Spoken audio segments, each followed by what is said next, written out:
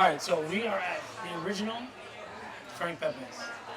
Kevin Gagliard, that's right? Yes, Did I get that right? that's correct. I You butcher got it. last names, man. Yeah. You've already taken us through an incredible tour, but we're gonna start this story again as we're sitting, not in the original, but this is what everybody thinks of when they come to Pepe's. Is right here, right? This is the main building. The main Yes. building. So before we dive into all that, we have two pizzas sitting here in front of us. Is it okay if we start with that? Yeah, let's walk through these. All right. These are our two hits over the years, okay?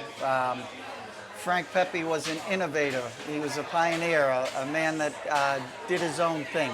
Yeah. You know, if you go back to the original story, he was making bread in the current spot that we call the spot that I brought you through, the original building. Yeah.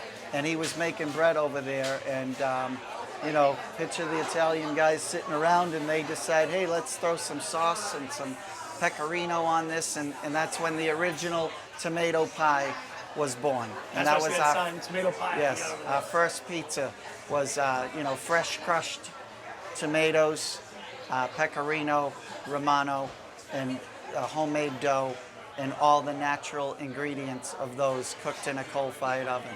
And what year was that? That would have been 1925, as we're celebrating our 100th next year.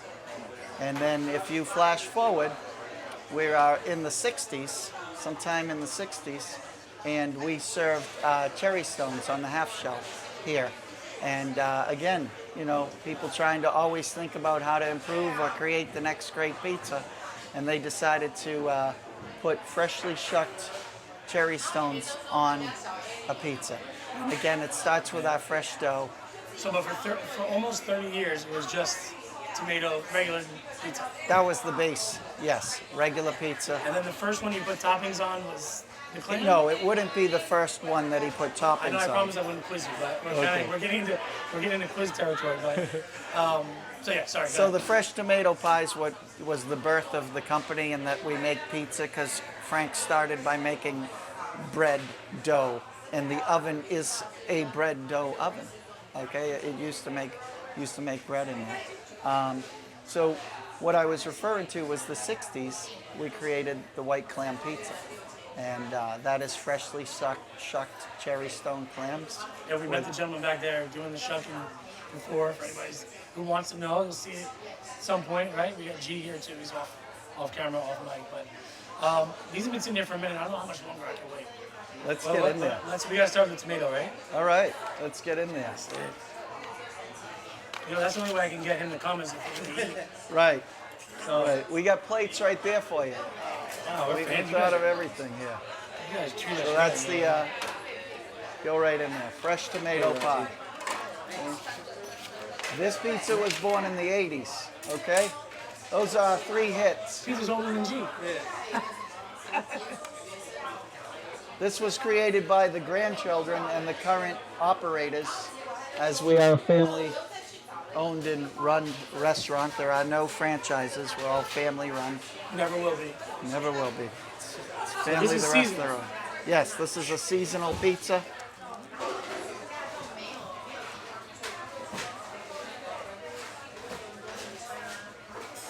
You ever get sick of this? I'm pretty spoiled pizza guy, and I can mix it up quite a bit. So Have you ever been out somewhere and people don't know what you do for a living? Like, let's go get pizza. You're like, nah, probably not the best. people have the misconception that we're threatened by other pizzerias. One of the things is we love to see what everybody else is doing. We're doing our thing. We love to experience somebody else's pizza. We respect all different kinds. And yeah, they're rivalries, but they're friendly rivalries. Now, see, the inexperienced people will say, this is burnt. This is perfect. No, You gotta that's have a a little char. char. That's a char. That's It's almost a 100-year-old char. yeah. That's a beautiful kiss right there from the oven, and you never know. It's a homemade product. They're not perfect circles. They're we call it banged out. They bang out the dough. They don't stretch the dough. They don't throw the dough in the air. They just bang it right out because it's a wetter dough to get a pizza cooked in a coal-fired oven. Thank you. You have to make a wetter dough because it's cooked at a higher heat. And then when you're eating a pizza that's cooked crispy, Yeah. that doesn't flop, okay? That pizza is still moist enough and not dry where you need 2 gallons of water. So it gets the perfect where you're getting the crisp, but you're also How's it chewing this? getting the love. Yeah, and everything goes through the coal-fired oven. That's our signature. And that's actually what surprised me was it's not as hot as I thought it would. Yeah, 600 degrees is the sweet spot. Yeah. You kind of run in that range. Like I say, there has to do a lot with airflow. Yeah. We were talking about lighting the yeah. fire in the morning. Every morning it's cleared out and a new fire is built, and it takes 3 hours to bring it up to temperature. You want to bring the oven up nice and cold. You don't want to go from when you inherit that oven in the morning, it's at about 200 degrees, 300 degrees, okay? And then you slowly bring it up to the sweet spot, 600 degrees.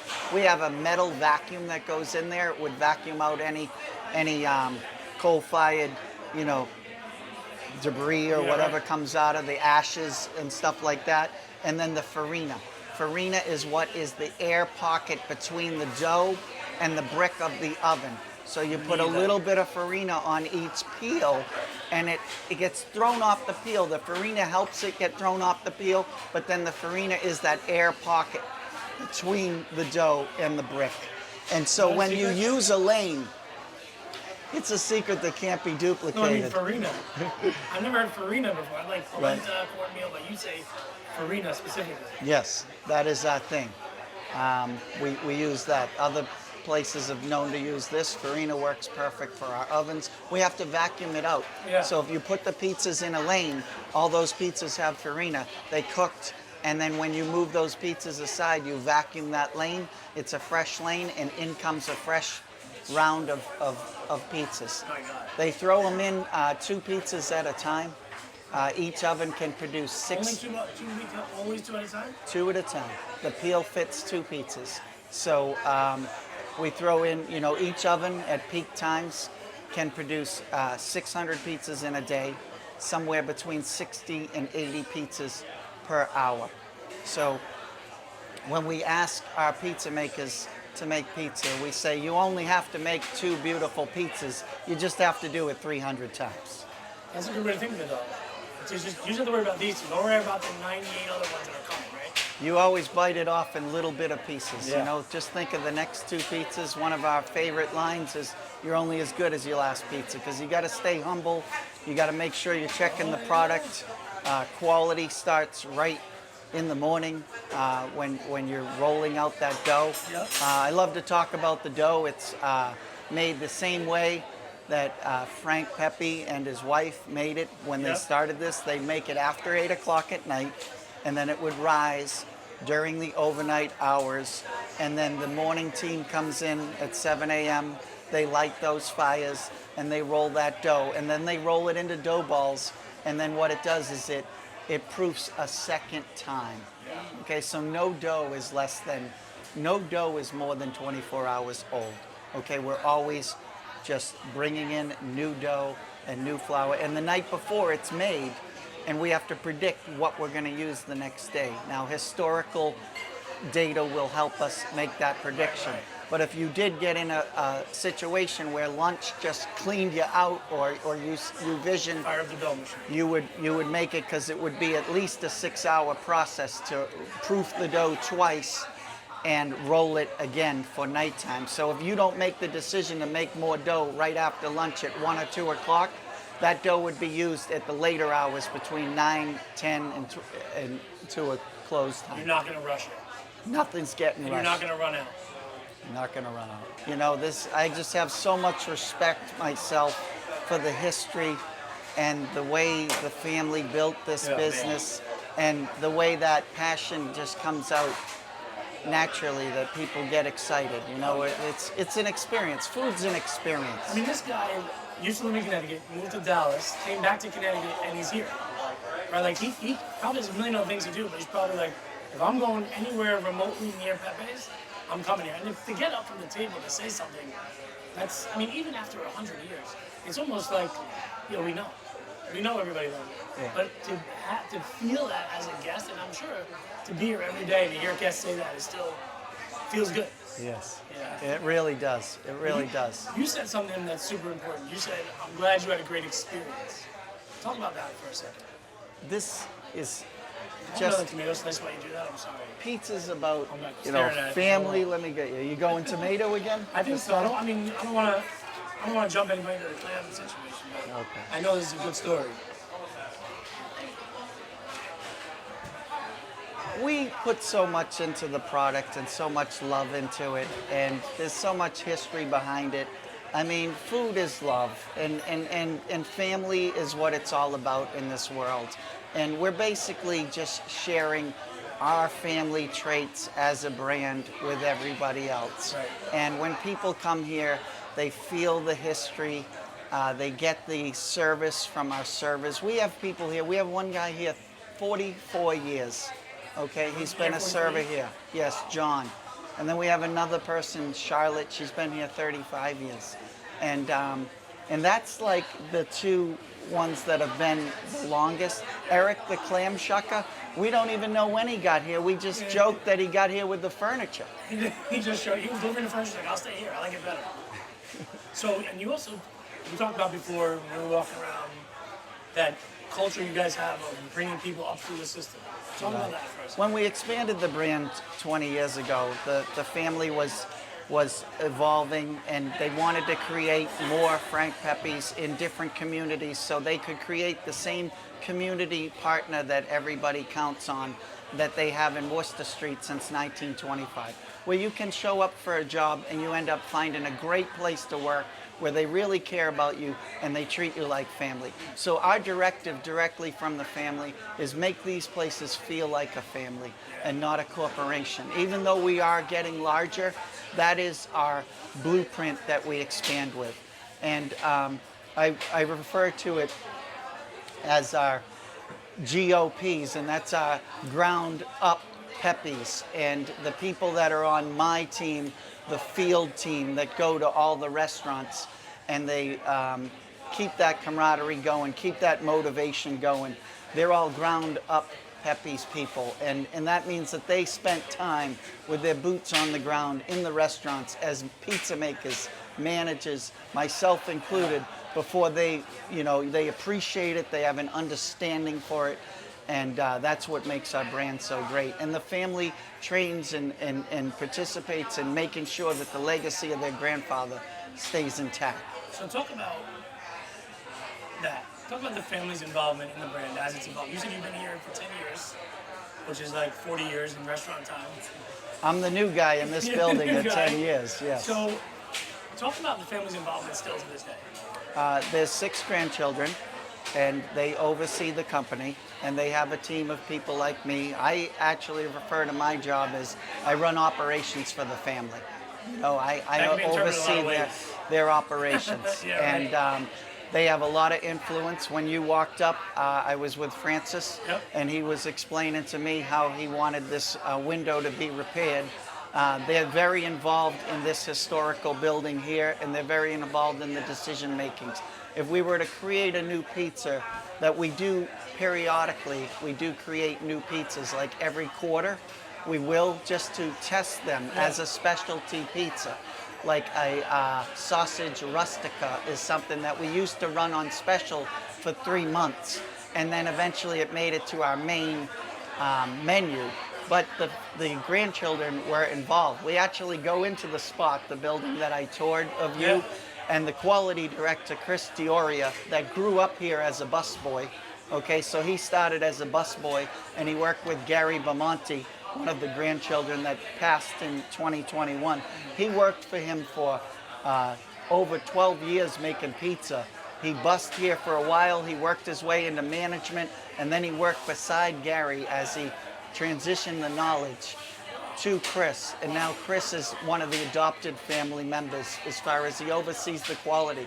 And we will present several new pizzas to them, and they will decide as a committee on what they want to try. You can never say, hey guys, tonight we're gonna put some eggplant on a pizza. Let's just see how it goes.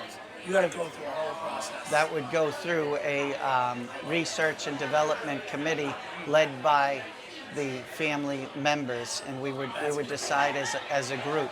Even the tomatoes, they are grown over in Italy, and they are harvested, the ones that are canned and pureed on site. Okay, there's once a year that we taste different crops of tomatoes, and the grandchildren will taste them and give it the approval that it matches what the tomatoes were. Because you can get a little souvenir can that I'll share with you on your way amazing. out. But everything like that is about protecting how we started. And the everything modernizes in this world. The technology modernizes, the way we ring in the orders modernize, and the way we speed up service is modernized, but not the way we do the pizza. It has to go through all the proper steps. Making the dough at night, slicing the whole milk mozzarella cheese that's just produced for us, pureeing those tomatoes in the back by our people on site. No commissaries here. No, Everything's been made in the building that you are in. Yeah. And we take that throughout all of our units. You've been invited to the main unit. And then the Pecorino Romano cheese is brought in from Italy, and it is we cut up the wheel, and we will dry it out based off of how it came in. Did it come in dry already, and then there wouldn't be as much time? Was it moist? And we had to dry it out more. And then we puree it. No, I'm sorry. We grade the cheese. Yeah. So you're talking about your pureed tomatoes, your grated cheese, your sliced whole milk mozzarella, and your dough that was made all site. Now I got the baseline. You know, if you're going to build a house, you need a nice cement foundation. Now we can take it anywhere we want to take it.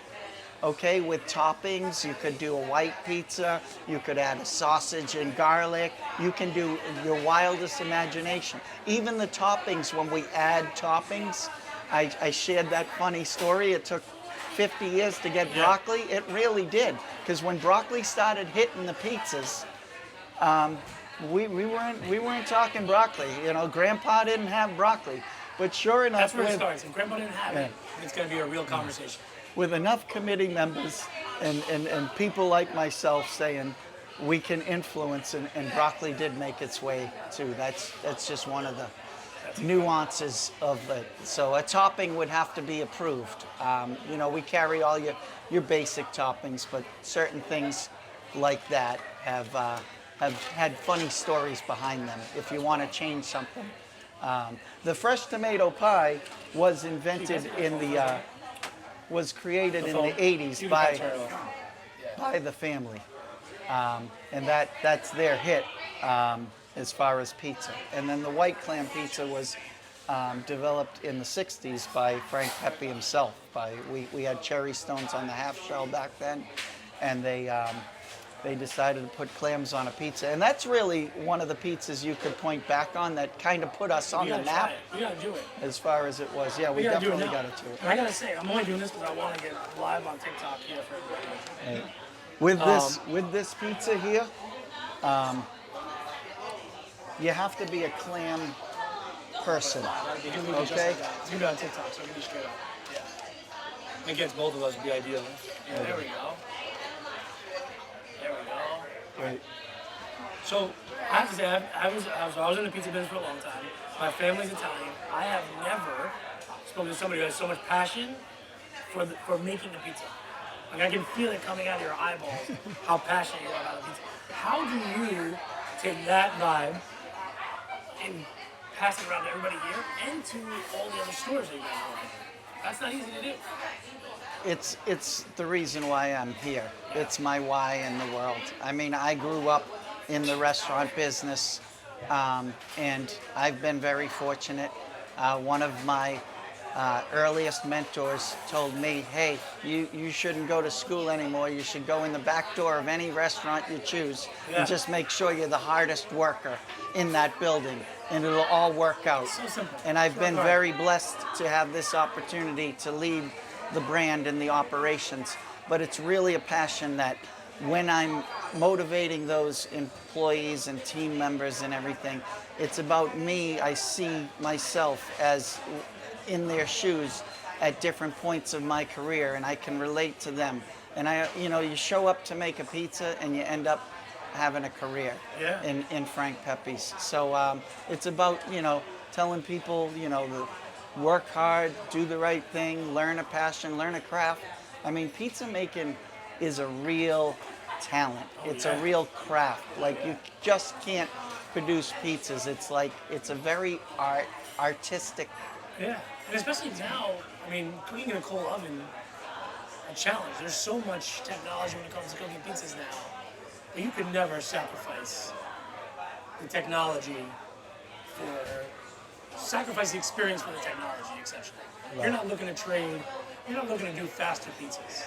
You're looking to continue the passion for what's already created, right? Correct. You can't speed up the process of making a Frank Pepe pizza. It has to make itself at its own time.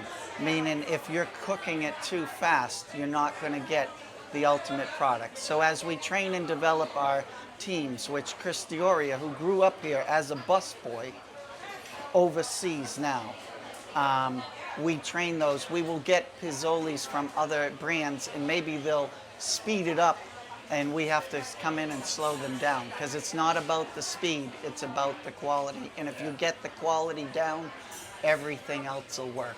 Right. Without the quality, there's no reason for us to even be sitting here Right. or doing this thing. So it starts with the quality. And when we open new restaurants, we season the oven. We build it, and then we season it for 3 months, and we open that restaurant when the oven's ready, not necessarily a date that's decided on, which can drive some people crazy, even in the community, That's if they've everything. seen Oh, a yeah. sign, Frank Pepe's is coming soon, that when are you opening, when are you opening? We'll let you We're know. opening when the oven is ready, That's because incredible. it can't be produced in anything other than a coal-fired oven. 14 by 14, runs at 600 degrees, and it's lit every single morning. I can't wait for everybody to see that video. Can we try the clam pizza? Did you? Not you. You've had a million of them. I got one. Did you get one? There we go. Yeah, so this one's amazing. This one's amazing. So that's just the dough with the clams. They put the clams on there, okay? And then they put the pecorino romano, a little bit of garlic, a little touch of oregano, just a touch to add the flavor. But what it is it's the fresh dough with all of those ingredients. There's nothing extra really on here. There's nothing to drown it out. No You're mozzarella? getting the flavor of the clams. Oh yeah. Damn.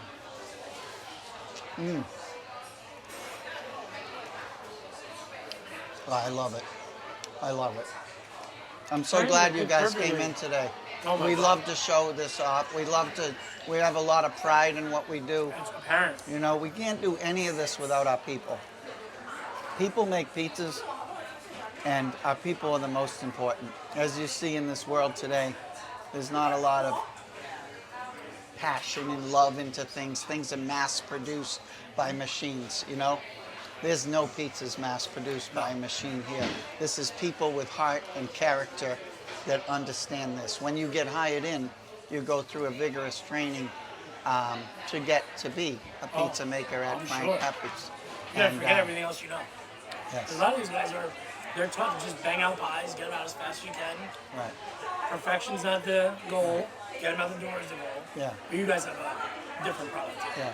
I think that's the thing. I think that's the thing people in other parts of the country don't understand. Is pizza's like a religion here in New York. I know that's a big. We're not gonna touch that one, but pizza, New Haven, New York. It's like comparing, two things that are already really great. You're talking about a Range Rover and a Mercedes.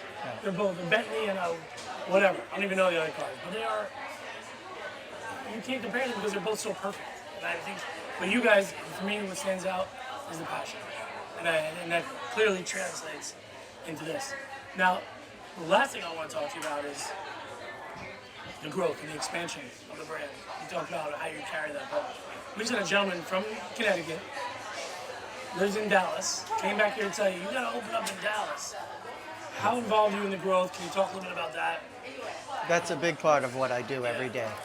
Yes, absolutely. We just opened our 17th location in Stamford, Connecticut.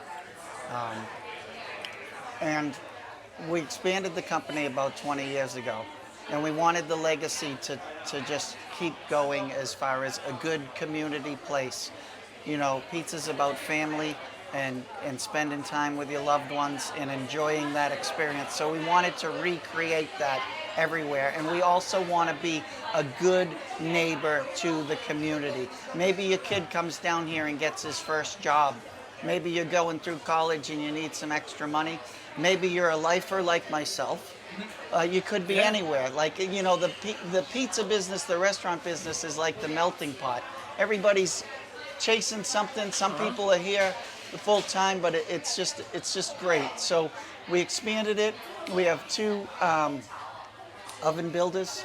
Okay, it's a father-son team now. The Same father, guys? yes, Same guys built all the ovens? yes. They took a schematic before we expanded. Our first store was in Fairfield, Connecticut. They took a schematic of that oven, and they've recreated that oven in all of our units.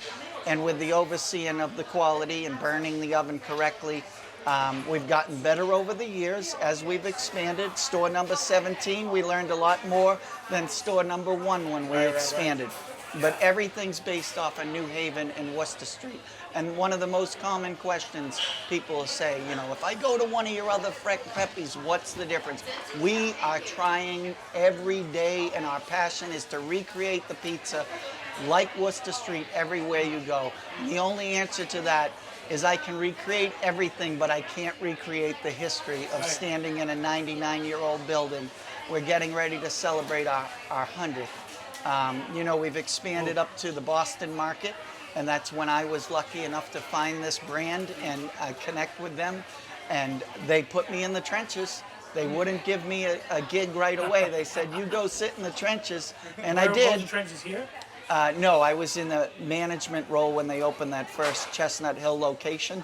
And I wanted the keys to the whole kingdom on day 1, and they said, why don't you take a break and learn what we're doing here? And at first, coming in from another company with a lot of experience, you don't really necessarily understand that. But then when you get in there, you're like, now I get it, okay? You've got to spend some time in the trenches. You've got to learn and come up through the system. Because you're surrounded by people who've been here decades longer than you, right? Like, the new guy to come in, that's not an easy thing to do, actually, now that I think about it. Yes. It's not easy to come in because you're like, oh, maybe you should put the tomatoes over here, maybe more efficient or something. They're like, you've been doing this way for 20 years. Exactly. I think when I was just became responsible for this unit, I don't think I said a word for 3 months. I just came in, I wanted to observe, I wanted to learn what everybody was all about, and I wanted to earn everybody's respect. You know, in the restaurant business, and you know, right? If you're in a new setting in a restaurant, you don't come in talking. You know what you do? You come in, you roll up your sleeves, you get to work, and people will respect you around. And then you can do some talking later and influence some people later. But if somebody comes in off the street, hot shot, calling all the spots, we're not doing that at Frank Pepe's. Unless Frank himself walked in, you're not getting that respect. So, thank you for your time. Thank you for the tour. I think everybody knows where to find you. So I usually say, where can we find you? Everybody knows where to find you. But yeah, this has been epic. We're gonna have to eat these pizzas. What did we miss anything? Should we talk about something that we didn't talk about before we sign off here? Did we miss? As fall turns into winter and the beginning of next year, you're going to hear about our 100 year. We're very excited about it.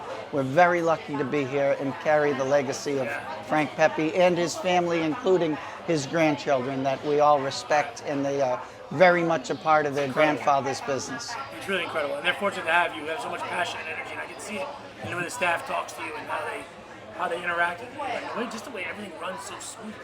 Like, I've been in pizza restaurants, it's not this smooth. And they're not even this busy.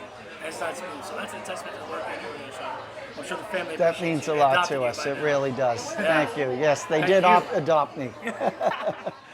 Great.